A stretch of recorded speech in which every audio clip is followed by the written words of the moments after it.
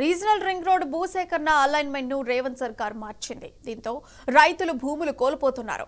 వికారాబాద్ జిల్లా 5 గ్రామాలకు చెందిన రైతులు తెలంగాణ భవన్లో బీఆర్ఎస్ వర్కింగ్ ప్రెసిడెంట్ కేటీఆర్ ను కలిశారు. ఆ రైతులకు కేటీఆర్ భరోసా కల్పించారు. భూసేకరణ చట్టం ప్రకారం భూమి సేకరించాలని ఆయన స్పష్టం చేశారు. ఇష్టానుసారం భూమి తీసుకునే హక్కు రేవంత్ సర్కార్ కు లేదని ఆయన తేల్చి చెప్పారు.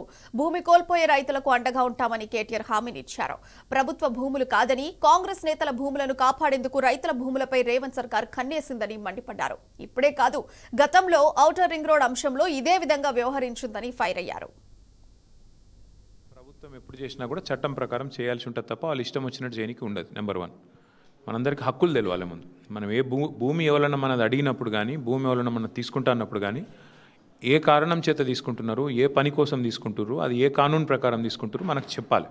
అది మన హక్కు. నెంబర్ 1. నెంబర్ 2 ఏంటంటే, కాంగ్రెస్ పార్టీకి ఇది కొత్త కాదు.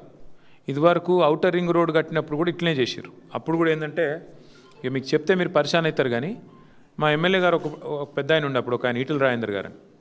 ఈటెల రాజేందర్ గారి భూమి ఒక రింగ్ రోడ్ అలైన్మెంట్లో ఒక దానిలో పోతుంటే ఆయన పోయి అప్పుడున్న పెద్ద మనిషిని కలిసిరు, అప్పుడున్న ముఖ్యమంత్రిని కలిస్తే ఆయన ఏమన్నాడు, నువ్వు నా పార్టీలో చేయరు, పక్కకు తిప్పుతా, నీ భూమి ఒక్కట చూస్తా అని డైరెక్ట్గా చెప్పిండు. ఈయన పోవా, నేను అట్లా చెయ్యా అని చెప్పి ఈయన వచ్చి పో అని చెప్పి వచ్చేసిండు.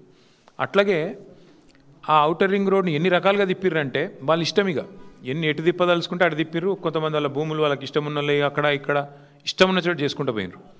ఇప్పుడు కూడా మళ్ళీ అదే పని చేస్తున్నారు. ఇలా RRRలో కూడా అదే పని చేస్తున్నారు. ఒరిజినల్గా కేసీఆర్ గారి గవర్నమెంట్ ఉన్నప్పుడు ఏ అలైన్మెంట్ అయితే మనం చేసినామో దానికి గిన్న ఒప్పుకుంటే ఇప్పుడు నిజానికైతే పెద్ద పంచాయతీ లేదు. ఇవాళ కావాల్సుకొని ఇంకా గమ్మత్ చెప్తాం మీకు. మీరు నేను చెప్తే మీరు నమ్మరు. ఇది కేంద్ర ప్రభుత్వం డబ్బులతోనే చేయించాలా మనం అని చెప్పి మనం ఏం చేసినామంటే జాతీయ రహదారికి లింక్ చేసినాం దీన్ని. వీళ్ళు ఏం చేస్తారు ఎరికైనా, మాకు కేంద్ర ప్రభుత్వం ఇచ్చే పైసలు అవసరం లేదు, మేము సొంత పైసలతో కడతాము అని మార్చుకునే ప్రయత్నం చేస్తున్నారు. ఎందుకంటే ఒరిజినల్ అలైన్మెంట్ నుంచి మారితే కేంద్ర ప్రభుత్వం పైసలు ఇయ్యేది, మార్చి సొంత పైసలతో కడుతున్నాం అంటున్నారు. ఏది రాష్ట్ర ప్రభుత్వ పైసలతో. వాళ్ళందరికీ నేను చెప్పేది ఏమంటే, ఇక్కడికి వచ్చిన మీరు 40-50 మంది ఉన్నారు. మీరు మాత్రమే కాకుండా ఇంకెవలోలే అయితే పోతున్నాయి. ఇప్పుడు 5 ఊళ్ళోళ్ళు ఇక్కడ ఉన్నారు. మిగతా రైతులే కూడా మీరు సంతకాలు గిన్న తీసుకొని, అందరికీ తీసుకొని, మీరు ఒక్క మూటికి వచ్చి ఒక్క దగ్గరికి వచ్చి మీరు గిన్న పిటిషన్ వేస్తాం హైకోర్టులో, ఇష్టం వచ్చినట్టు మారుస్తున్నారు, మాకు దెబ్బ కొడుతుర్రు, మార్కెట్ రేటు 1,30,00,000 దాకా ఉంటే ఎంత ఇస్తా అంటున్నారు, 20 లక్షలు ఇస్తా అంటుర్రు. మాకు మొత్తం అన్యాయం చేస్తున్నారు.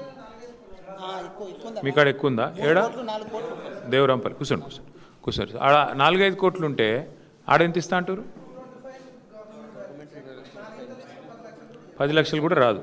సో 4 కోట్లు ఉన్న కాడ నీకు 10 లక్షలు కూడా రాదు. ఏ ఊరికి ఆ ఊరికిన మీరు ఒక ముద్దకొచ్చి, ఎవరైతే రైతులు నష్టపోతున్న వాళ్ళు ఉన్నారో మీరు ఒక మూటికి వచ్చి కింద మీరు పిటిషన్ సంతకం పెట్టి ఇస్తామంటే మీ తరపున కొట్లాడతాందుకు కూడా మేము రెడీ.